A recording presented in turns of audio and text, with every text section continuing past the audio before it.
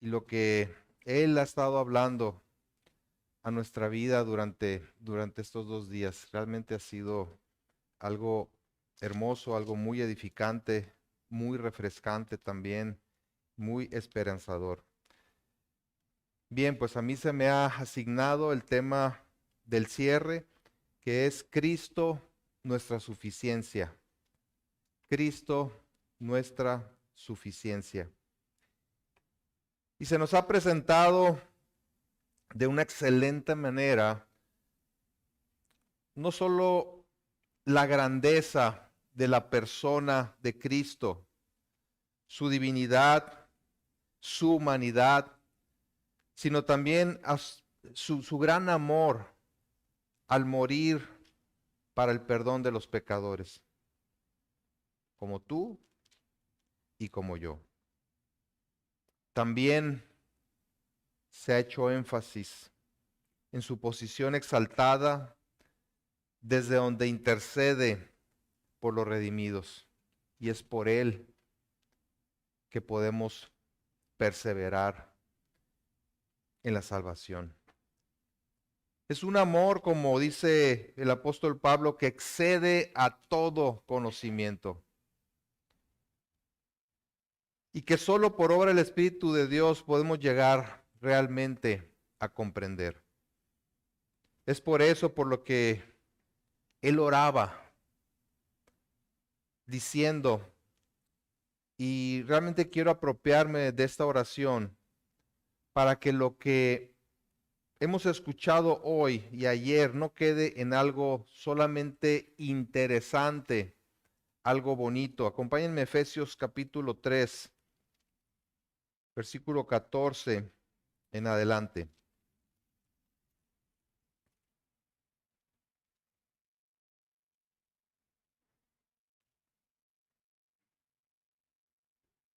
Efesios 3,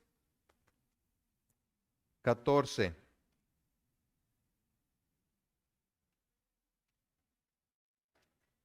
Voy a leer del 14 hasta el final del capítulo, hasta el versículo 21, y que sea esta nuestra oración para entrar en el tema.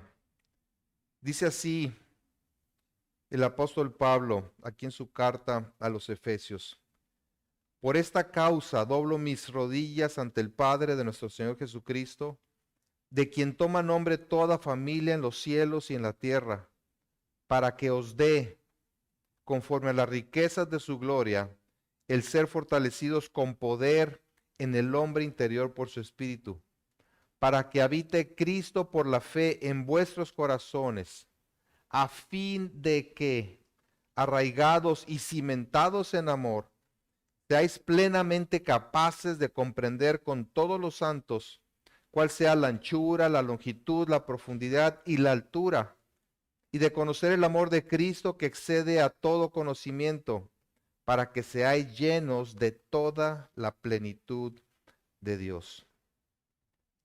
Y aquel que es poderoso para hacer todas las cosas mucho más abundantemente de lo que pedimos o entendemos, según el poder que actúa en nosotros, a Él sea gloria en la iglesia, en Cristo Jesús, por todas las edades, por los siglos de los siglos. Y el pueblo de Dios dijo, amén, amén. Básicamente, Pablo ora para que los creyentes sean fortalecidos en su fe, de tal manera que lleguen a conocer la extensión del gran amor de Dios en la persona y en la obra de Cristo, en quien descansan para su salvación.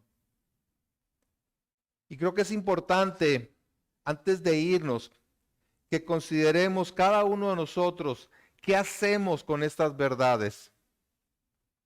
Todo esto que hemos escuchado en estos 2 días, verdades trascendentales, ¿qué hacemos con ellas? Es de esperar que nos ayuden a vivir en la plenitud de la fe en Jesucristo como nuestro único y suficiente Salvador. Él cumple todos los requisitos, como hemos visto, para ser el Salvador. Suficiente para salvarnos. ¿Y qué significa que sea suficiente? A ver, pregunta. ¿Fueron suficientes los tacos que te comiste? La respuesta va a depender de qué entendamos por suficiente, qué entienda cada quien por suficiente. ¿Sí?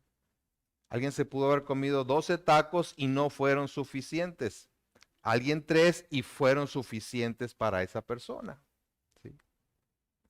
Tiene que ver con la cantidad, con el valor nutricional. Alguien puede decir, es que sí, comí suficiente en el sentido de cantidad, pero me faltó la ensalada, me faltó algo más nutritivo.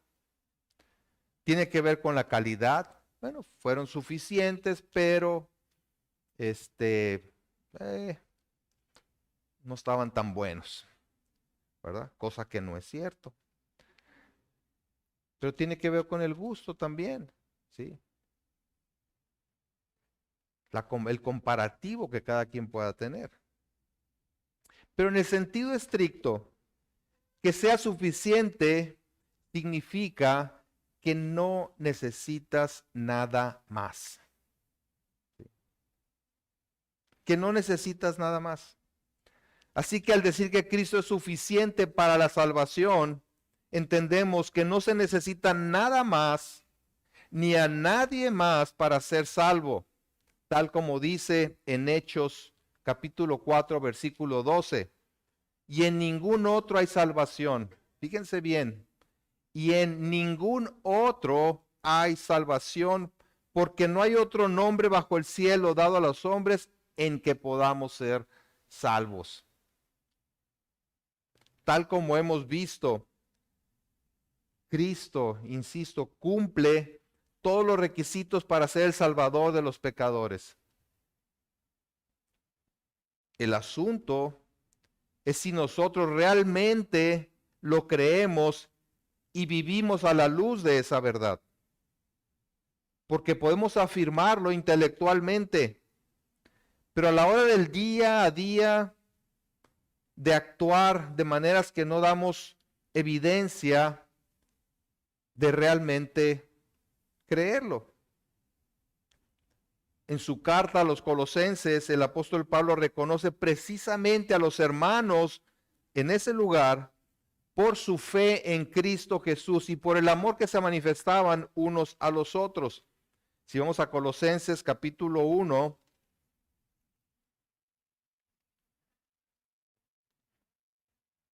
Colosenses 1, el versículo 3, vemos otra oración aquí, o afirmación de una oración de Pablo que dice, Colosenses 1:3, siempre orando por vosotros damos gracias a Dios, Padre de nuestro Señor Jesucristo, habiendo oído de vuestra fe en Cristo Jesús y del amor que tenéis a todos los santos. Versículo 5, a causa de la esperanza que os está guardada en los cielos, de la cual ya habéis oído por la palabra verdadera del Evangelio, que ha llegado hasta vosotros, así como a todo el mundo, y lleva fruto y crece también en vosotros, desde el día que oísteis y conocisteis la gracia de Dios en verdad. Pablo, sin haber estado en Colosas, sabe del cambio que habían experimentado los colosenses por causa de haber recibido el Evangelio de la gracia de Dios en Jesucristo. La esperanza, como menciona aquí, que les está guardada en los cielos. Ellos entendían el mensaje verdadero del Evangelio y caminaban de acuerdo con él. Sin embargo, el apóstol Pablo estaba preocupado por ellos debido a una serie de falsas enseñanzas que amenazaban su firmeza en la fe solo en Cristo y su obra. Y eso es algo que a ti y a mí nos puede pasar. Así que no solamente ora por su perseverancia en el verdadero evangelio, sino que también les advierte de las posibles desviaciones sutiles de las falsas enseñanzas. Poquito más adelante en el capítulo 2, versículo 4, le dice, y esto lo digo para que nadie los engañe con palabras persuasivas. Todo indica que esas falsas enseñanzas consistían en negar la suficiencia de Cristo para la salvación. Y eso motivó a Pablo no solo a escribirles, sino a orar por ellos, ya que sabía el riesgo en el que estaban. En el capítulo 1, versículo 9 ahí de Colosenses, dice,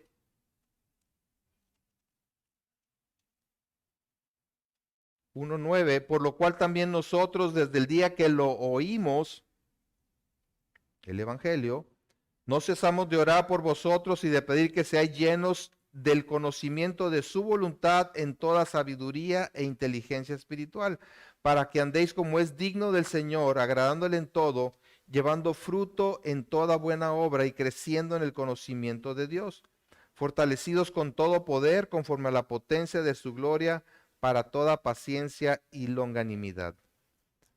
Es decir, su oración es para que no solamente comprendan la profunda naturaleza de la revelación de Jesucristo, sino que además esa comprensión los lleve a vivir una vida que agrade a Dios y produzca fruto espiritual. Para ello es necesario contar con el poder de Dios, pues de otra manera es imposible lograrlo. Es decir, no basta con el conocimiento intelectual de la persona y la obra de Cristo. No basta con el conocimiento intelectual de la persona y la obra de Cristo, sino que es necesario el poder divino para que se refleje en una vida transformada que rinda mucho fruto para la gloria de Dios. Conocer a la persona y la obra de Cristo implica el vivir de acuerdo a esa revelación. Que no quede nada más en un conocimiento intelectual adicional. Y tú puedes decir, bueno, eso les pasaba a los cristianos colosenses. Pero yo estoy seguro en lo que creo. En mi iglesia me han enseñado bien. He leído buenos libros. He tenido buena instrucción bíblica. Creo, ¿verdad? Estoy seguro en eso que creo. Afirmo todo lo que en esta conferencia me han presentado. Creo en la divinidad de Jesucristo. Creo en su humanidad, en su muerte, su resurrección, su exaltación, su glorificación. Afirmo todas estas verdades. Creo en la suficiencia de Cristo. Es más, soy reformado. ¿Sí? Creo en las 5 solas. Creo que la salvación es solo en Cristo, solo por gracia, solo por la fe, solo la Escritura y solo para la gloria de Dios. Ahí lo pongo en mis muros, ¿verdad? De las redes sociales. Muy bien, felicidades. Pero al parecer los colosenses también lo creían y afirmaban. Pero eso no impidió que comenzaran a ser influenciados por otras corrientes de pensamiento que pusieran en duda la suficiencia de Cristo para la salvación de principio a fin. Y sí, es posible que por la misericordia de Dios hayas comprendido el Evangelio tal como Pablo lo dice en el versículo 12 de ahí del mismo capítulo 1. Colosenses 1:12 dice, con gozo dando gracias al Padre que nos hizo aptos para participar de la herencia de los santos en luz, el cual nos ha librado de la potestad de las tinieblas y trasladado al reino de su amado Hijo, en quien tenemos redención por su sangre, el perdón de pecados. Nos hizo aptos, nos capacitó para participar de esa herencia de los santos en luz. Es decir, fue por su soberana voluntad que nos rescató del dominio de las tinieblas y nos trasladó al reino de su amado Hijo.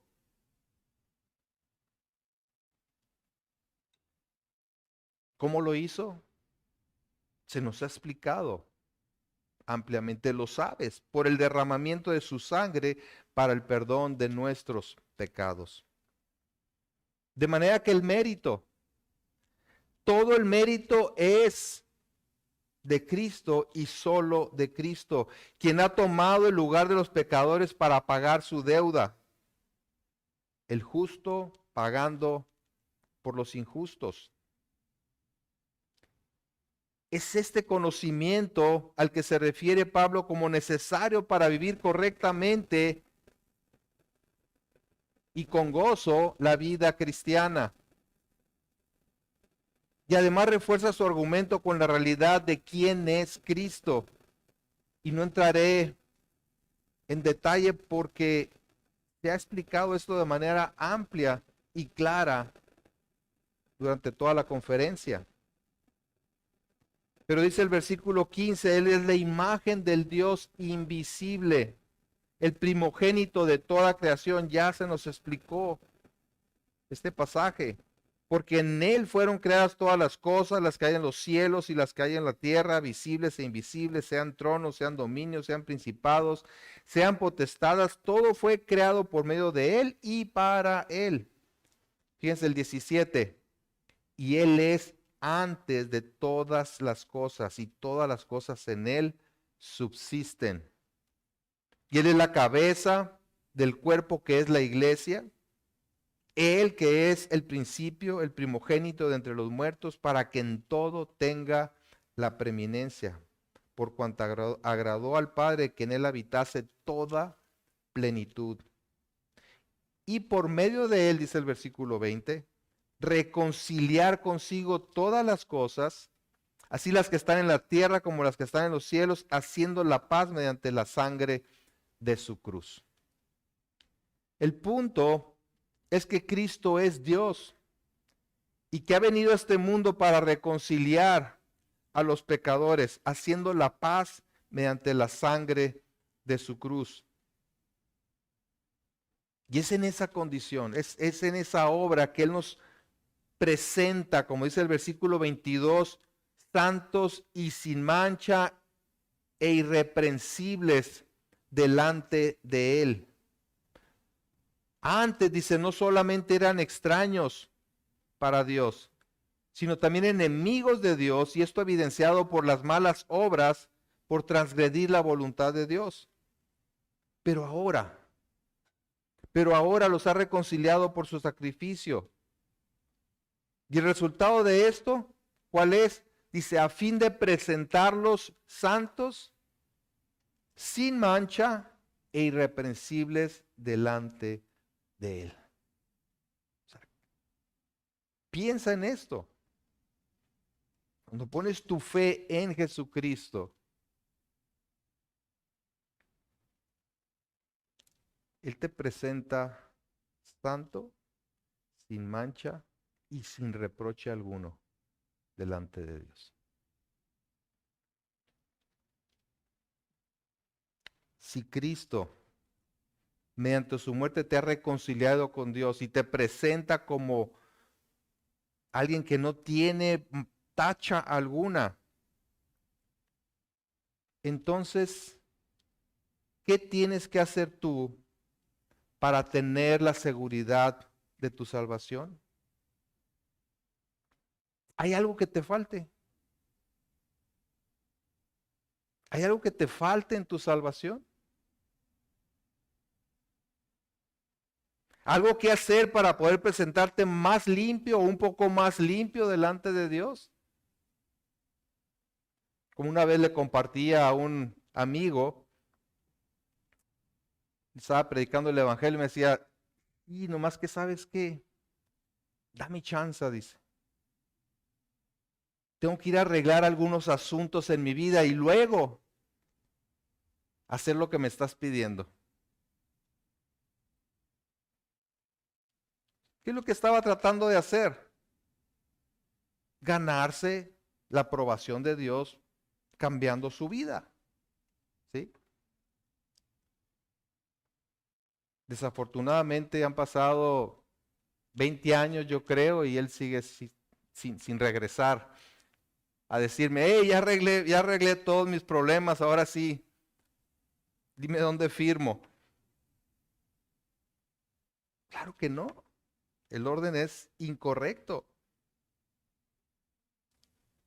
¿Qué puedes hacer? ¿Llevar a cabo algunos sacrificios personales para sentirte más digno? ¿O dejar algún vicio? ¿Tomar un curso de teología o tener una maestría en divinidad? ¿Aprender griego, hebreo, exégesis bíblica? Bueno, tal vez te falte vivir alguna experiencia espiritual para sentir que realmente estás completo. O tener alguna señal milagrosa o algún don especial. Cuando en realidad tienes todo lo que necesitas. Pero es un asunto de fe, de creer en el alcance del Evangelio, tal como lo expresa Pablo en el versículo 23 de ahí de Colosenses 1. Si en verdad, dice, permanecéis fundados y firmes en la fe y sin moveros de la esperanza del Evangelio que habéis oído. Fundados y firmes, es decir, bien cimentados y constantes, sin cambio. ¿En qué? En la fe. Y la evidencia de que eres salvo es que permaneces en la fe, sin moverte de esa esperanza gloriosa de las buenas noticias de salvación en y por Cristo solamente. Ahora, no es que por tu esfuerzo y cumplimiento de actos externos permanezcas en la fe. Eso es imposible. Y precisamente es lo que Pablo está transmitiendo a los colosenses, que no se dejen engañar por aquellos que insistían en que algo les estaba haciendo falta para poder estar seguros de su salvación. Habían creído, pero ahora empiezan a tener pensamientos adicionales debido a estas falsas enseñanzas. Él quiere que no se dejaran apartar de la esperanza del Evangelio, en el sentido de tener una plena confianza, ¿verdad?, en aquel Evangelio que habían oído y creído, y que es la única seguridad de su salvación. Básicamente les dice, o creen en la suficiencia de Cristo para su salvación, o creen en una religión de obras. No hay situación intermedia. No, pues es que yo creo que la salvación es por gracia. Solo por gracia. Ya te dije, soy reformado. ¿Sí? A ver, ¿es cierto? ¿Es cierto? ¿O tiendes a querer agregarle algo a tu vida para realmente creer o sentir que eres salvo? Al igual que los colosenses, tú puedes ser tentado a moverte de la esperanza que hay en Cristo como suficiente Salvador, cayendo en esa trampa de querer agregarle obras a esa obra. Y esto implica admitir aunque muchas veces de manera inconsciente, que la obra de Cristo ha sido insuficiente para salvarte. Piensa en eso.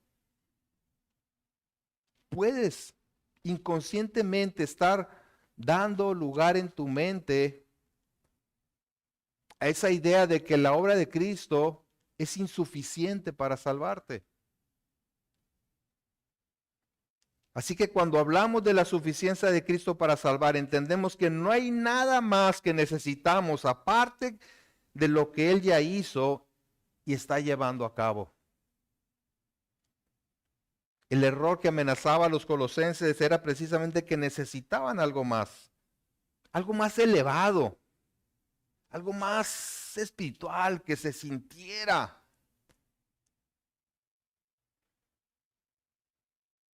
De ahí que les advierta que no se dejen engañar.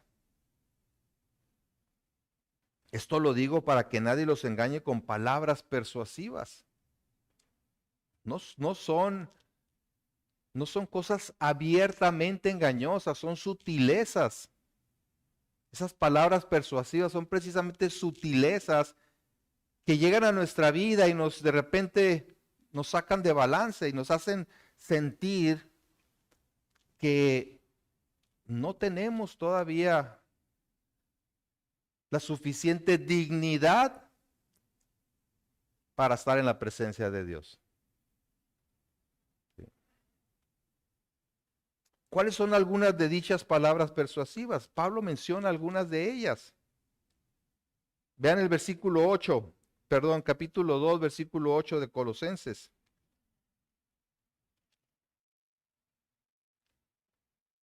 Dice, mirad que nadie los engañe por medio de filosofías y huecas sutilezas según las tradiciones de los hombres, conforme a los rudimientos del mundo y no según Cristo. La filosofía humanista. Cuídense, dice, que nadie los engañe, que nadie los lleve cautivos, que nadie secuestre su mente o los esclavice por medio de filosofías. Y la filosofía no es otra cosa más que amor a la sabiduría humana. Y huecas sutilezas, cosas vanas, sin sentido, cosas de niños. Debes considerar el pensamiento del mundo. Debes considerar el pensamiento del mundo y de qué manera te está seduciendo para adoptarlo. Volvemos al tema, son sutilezas. ¿Sí?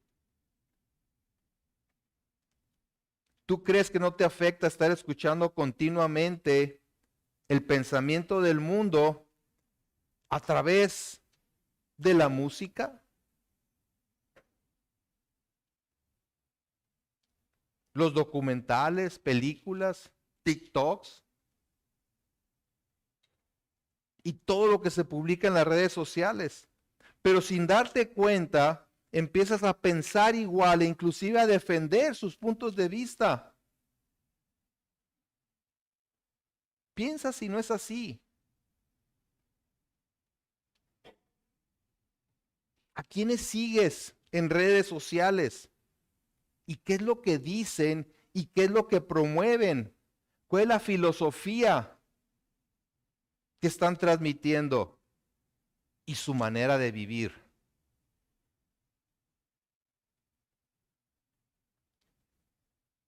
Pablo les dice, no necesitan eso. No necesitan eso porque Cristo es Dios y en Él están completos. En el 2:9 dice, porque en Él habita corporalmente toda la plenitud de la deidad y vosotros estáis, ¿qué cosa? Completos en Él. Completos en Él. Eso debe caernos con plena conciencia. Estamos completos en Él. No necesitamos nada más. Así que en lugar de alimentarte de ese pensamiento hueco, La Biblia te instruye a renovar tu mente con la palabra. En Romanos 12:2, en la Nueva Biblia de las Américas dice, y no se adapten a este mundo, no se conformen a este siglo, dice la Reina Valera, ¿verdad? Sino transfórmense mediante la renovación de su mente para que verifiquen cuál es la voluntad de Dios, lo que es bueno y aceptable y perfecto. En lugar de estar siguiendo filosofías y huecas sutilezas, es ser renovados en la mente por la palabra de Dios. Ahora, no solamente era la filosofía humanista la que estaba permeándose entre los colosenses. Vean el versículo 16 y 17. Por tanto, nadie os juzgue en comida o en bebida o en cuanto a días de fiesta, luna nueva o días de reposo, todo lo cual es sombra de lo que ha de venir, pero el cuerpo es de Cristo. Es decir, Pablo no solo advierte en contra de esa corriente de pensamiento humanista, sino de la tendencia al legalismo. Existían aquellos que promovían la necesidad de cumplir con ciertas prácticas para ser verdaderamente espirituales. Por ejemplo, reglas de alimentación y bebida, vestido y apariencia, ceremonias y fiestas religiosas. Todo esto, dice, es solo una sombra de lo que habría de venir en Cristo.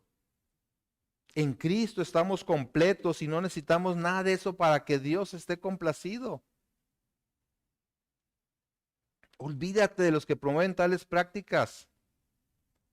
Tú mismo, sin darte cuenta, puedes estar cayendo en ellas.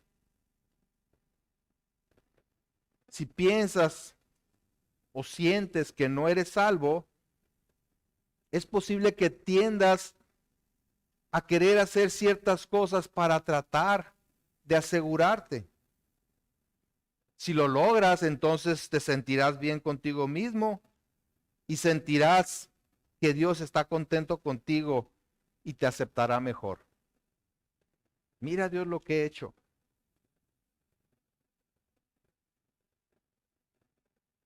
Y esto es muy peligroso. Porque sin darte cuenta estarás afirmando que la obra de Cristo para tu salvación no es suficiente. Que necesitas agregarle tu propia espiritualidad. Y eso conduce a la jactancia y al orgullo. Nada en contra de una vida disciplinada, una vida espiritual, obviamente, es necesario. Aquí el tema es querer a través de ello complacer a Dios y sentirme más, pues, salvo, ¿verdad? Más espiritual. Pero también estaban siendo tentados a rebajar la obra de Cristo mediante la búsqueda de experiencias místicas. Los versículos 18 y 19 del capítulo 2 dice, nadie os prive de vuestro premio afectando humildad y culto a los ángeles, entremetiéndose en lo que no ha visto, vanamente hinchado por su propia mente carnal, y no haciéndose de la cabeza, en virtud de quien todo el cuerpo, nutriéndose y uniéndose por las coyunturas y ligamentos, crece con el crecimiento que da Dios. Pablo advierte acerca de aquellos que afirmaban tener experiencias sobrenaturales con seres angelicales, tener visiones. Bueno, eso pasaba en aquel entonces. No, ¿verdad? Hoy en día es tan común que fácilmente puedes caer en la tentación de buscar experiencias místicas para sentir que realmente eres salvo. Como dice Pablo, ese tipo de experiencias es el producto de una mente carnal extremadamente orgullosa y jactanciosa. Lo que te corresponde hacer es asirte o aferrarte a la cabeza que es Cristo, de donde proviene la vida y los recursos para el crecimiento que Dios da. Y lo que pasa a veces es que la gente busca experiencias porque no quiere disciplinarse en el estudio sistemático y metódico de la palabra y en la oración. Es más sencillo buscar sentir algo que conocer y obedecer a través de su palabra. Y ese es el riesgo de eventos como este, ¿eh? No por lo que se transmite, sino por la actitud que tú puedes tener al escuchar estas verdades. Es, ya, ok, ya recibí. Estuvo tremendo, ¿verdad? Escuché acerca de la unión hipostática, ¿verdad? Y creas que con eso ya, ¿verdad? Ya tienes gasolina para otro rato, ¿sí? Entonces buscas experiencias, buscas hacer algo para sentirte más espiritual. O también los sacrificios personales, que era otra de las amenazas. Los versículos 20 al 23 dice, pues si habéis muerto con Cristo en cuanto a los rudimentos del mundo, ¿por qué, como si vivieseis en el mundo, os sometéis a preceptos tales como no manejes, ni gustes, ni aun toques, en conformidad a mandamientos y doctrinas de hombres? Cosas que todas se destruyen con el uso. Tales cosas tienen a la verdad cierta reputación de sabiduría en culto voluntario, en humildad y en duro trato del cuerpo, pero no tienen valor alguno contra los apetitos de la carne. El punto de Pablo no es que continúes tu vida sin restricción alguna de las pasiones de este mundo. Hay que abandonar, hay que alejarse, hay que despojarse, ¿verdad? De los deseos de la carne. Eso está claro. Lo que él desea es que ningún sacrificio personal, que entiendan, ¿verdad? Que ningún sacrificio personal le agregará una pizca a tu salvación. Porque eres salvo, tienes el deseo y la capacidad para negarte a la satisfacción de los apetitos de la carne. Pero el hacerlo no te da puntos para tu salvación. De hecho, el Señor Jesús dijo que el que no se niegue a sí mismo no puede ser su discípulo. Pero esto habla de una respuesta y no un medio para ganarnos la salvación. Debe quedarnos claro que el triunfo es de Cristo y solo de Él. De ahí que los cristianos no necesitamos ni de la sabiduría del mundo, ni tenemos que sujetarnos a dietas, celebraciones religiosas o algún tipo de sacrificio para estar completos, porque estamos completos en Cristo, quien es suficiente para nuestra salvación. Nuevamente lo que dice en el 2:10, en Él estamos completos. En Cristo estamos completos. Él es suficiente para nuestra salvación. Y eso significa que no hay nada que tú le puedas agregar a tu salvación aparte de lo que Él ya ha hecho. Porque es como decirle, mira, te agradezco realmente que pues te hayas despojado, hayas venido aquí a este mundo a vivir como hombre y siendo justo hayas entregado tu vida en la cruz. Te lo agradezco, pero ¿sabes qué? Yo le voy a echar ganas.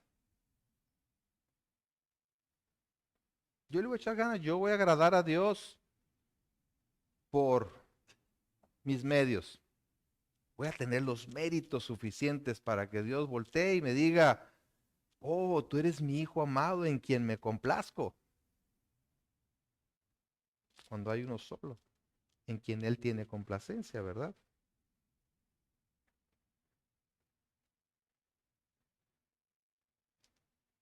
no es parte Cristo y parte nuestra aportación, porque entonces no es por gracia. Y eso indicaría que Cristo no es suficiente. Ni tu devoción espiritual, ni nada que tú hagas le puede agregar a la obra de Cristo para tu salvación. Basta considerar cómo estábamos antes de venir a Cristo, antes de que Él tuviera misericordia de nosotros. ¿Cómo estábamos? Capítulo 2 de Colosenses, versículos 13 al 15. Y a vosotros estando muertos en pecados y en la circuncisión de vuestra carne, os dio vida juntamente con Él. ¿Cómo estábamos? Muertos, incapaces, destinados a la condenación eterna. Os dio vida juntamente con Él, perdonándoos todos los pecados, anulando el acta de los decretos que había contra nosotros, que nos era contraria, quitándola del medio y clavándola en la cruz. Y despojando a los principados y a las potestades, los exhibió públicamente, triunfando sobre ellos en la cruz. La victoria es de Él. El mérito es de Él.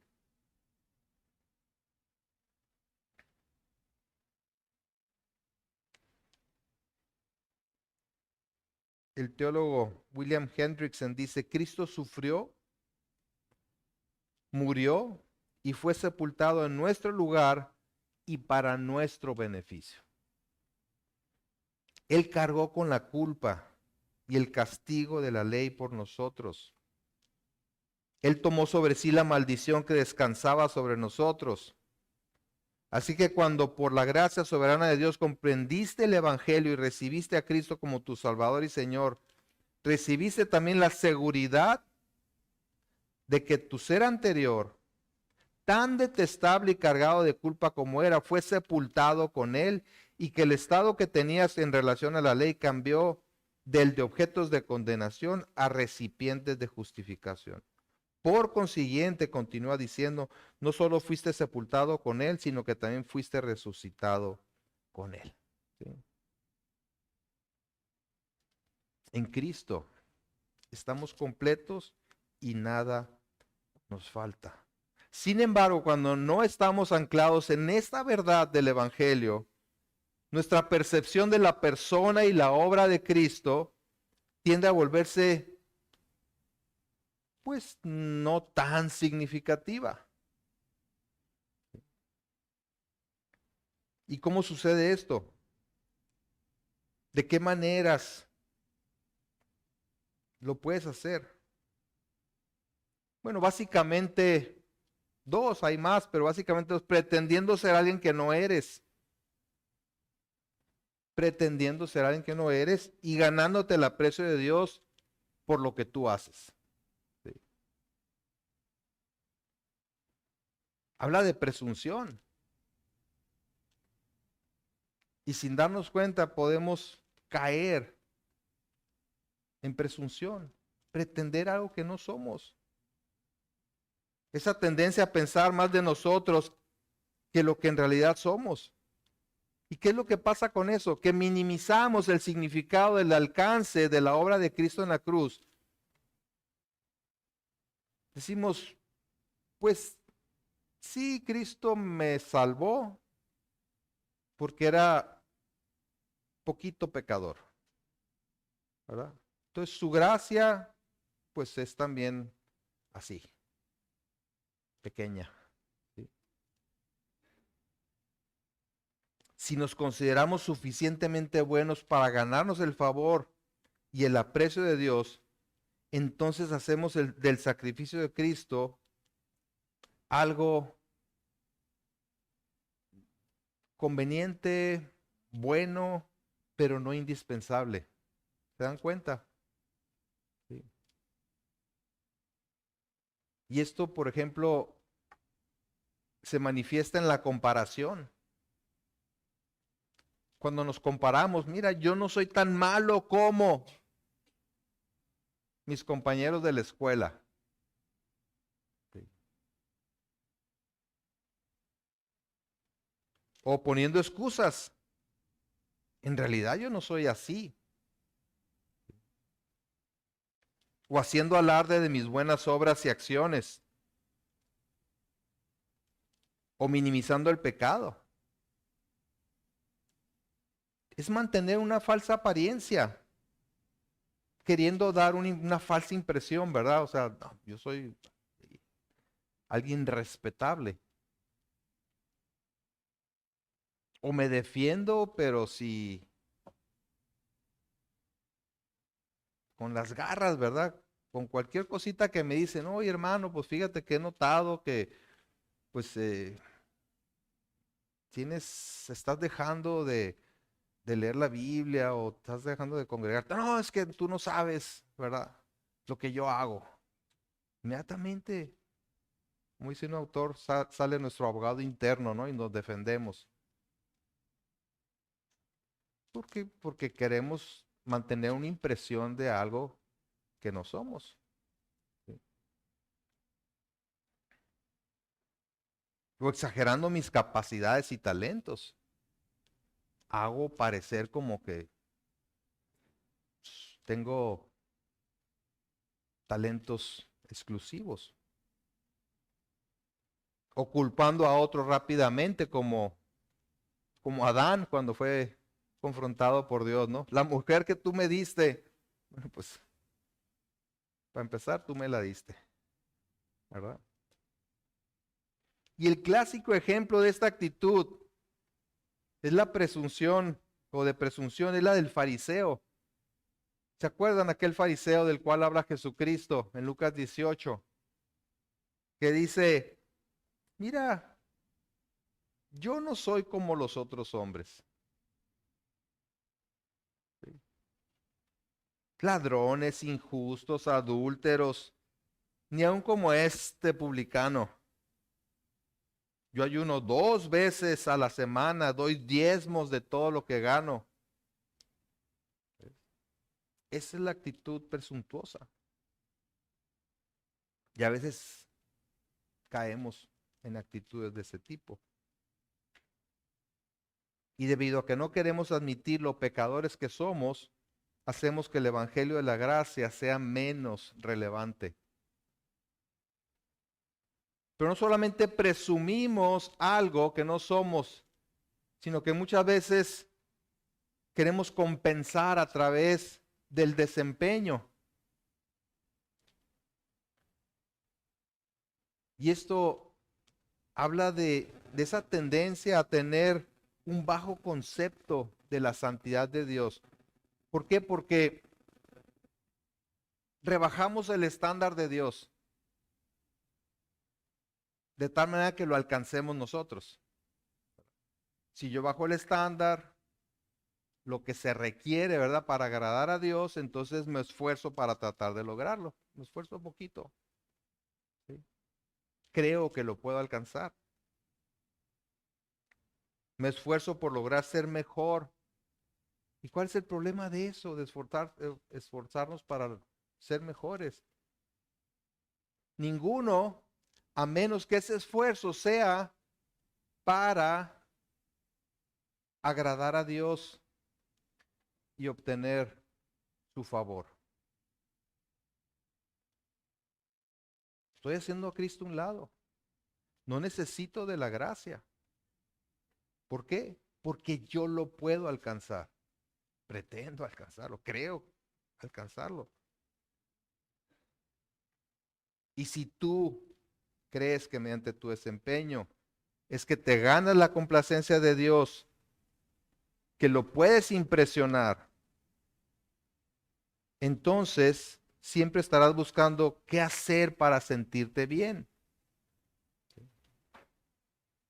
Te conviertes en alguien religioso y cuando fallas o sientes que no estás haciendo lo suficiente, entonces te desanimas y piensas que Dios ya no está contento contigo. Y es un sube y baja espiritual y emocional tremendo, ¿no? Y vivir de esta manera te aleja del gozo y del deleite del cristianismo, cayendo en una religiosidad tediosa y sin esperanza. Por el contrario, confiar en la suficiencia de Cristo para nuestra salvación significa ver la verdadera dimensión de la santidad de Dios y, por lo tanto, la dimensión de nuestro pecado. Esa distancia que es insalvable, inalcanzable. No hay manera de acercarnos.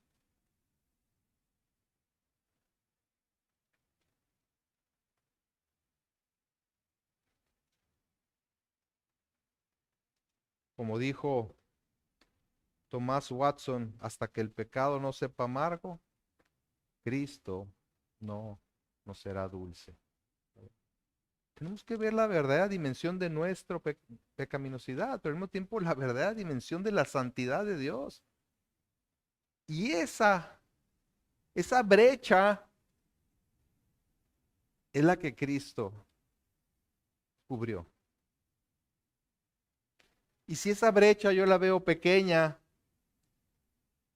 entonces Cristo fue pequeñamente suficiente para salvarme. Nomás completó lo que yo no podía, ¿verdad? ¿Te das cuenta?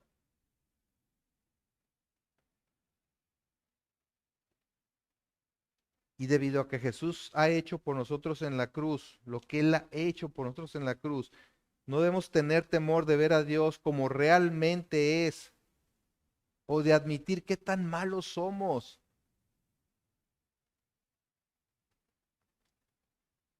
Él ya sabe lo malo que somos.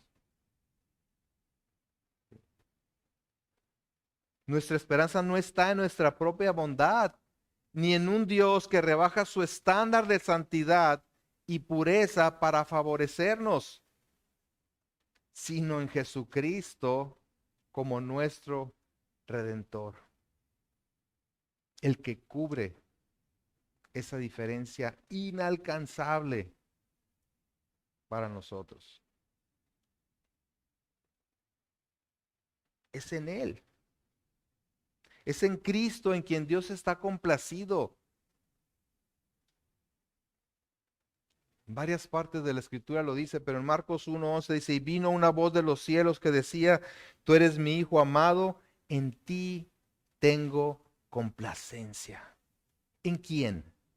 ¿En quién está complacido Dios? En el Hijo. Y si está complacido en Cristo, ¿qué tienes que hacer tú para que Dios esté complacido contigo? Estar en Cristo. Estar firme y arraigado en el Evangelio de la gracia en y por Jesucristo. Nada más en Él. Nada más en Él y en nadie más que en Él. Es ahí donde puedes tener la complacencia de Dios. Y es ahí también donde tienes el poder por su Espíritu para vivir conforme a la voluntad de Dios. Los recursos para vivir la vida cristiana como Dios quiere. ¿Quién es Cristo para ti? Hemos escuchado cosas hermosas, ¿verdad? Acerca de Cristo. Pero ¿qué significa eso para ti? ¿Quién es para ti? ¿Estás descansando y confiando en la suficiencia de Cristo para tu salvación? Y cuando hablo de salvación, lo digo en toda la extensión de la salvación, porque a veces decimos, sí, Cristo me salvó por gracia. Hace X tiempo, ¿verdad? Cuando hice una oración, cuando me arrepentí. Sí, yo sé que me salvó. Pero ahora le echo ganas para que pueda llegar yo a la meta. No, Cristo te salva y te salva. De principio a fin. Y en el inter, en lo que llegas a estar en su presencia, ¿en quién tienes que descansar? ¿En tus esfuerzos? ¿En tus obras? ¿En tu astucia? ¿O en Cristo? ¿En quién vas a descansar? ¿En quién vas a confiar? Nuevamente, Hechos 4:12, y en ningún otro hay salvación, porque no hay. No hay otro nombre bajo el cielo dado a los hombres en que podamos ser salvos. Padre, gracias. Gracias por recordarnos esta gloriosa verdad. Gracias por todo lo que tú nos has no solamente enseñado, sino mostrado a través de estos 2 días. Nos recuerdas algunas cosas, nos enseñas algunas otras, pero sobre todas las cosas, nos permites ver lo necesitados que estamos de ti. Como oraba Pablo, solamente por tu divino poder podemos comprender de una manera mínima tu gran amor para con nosotros en Cristo. Ayúdanos, Señor, a que esta comprensión sea real, pero también nos lleve a vivir una vida que rinda fruto espiritual para ti. Yo te doy gracias por cada uno de los jóvenes que han estado participando en estas conferencias. Que tu gracia, Señor, los fortalezca, los afirme, los establezca en la verdad de Jesucristo como único y suficiente Salvador.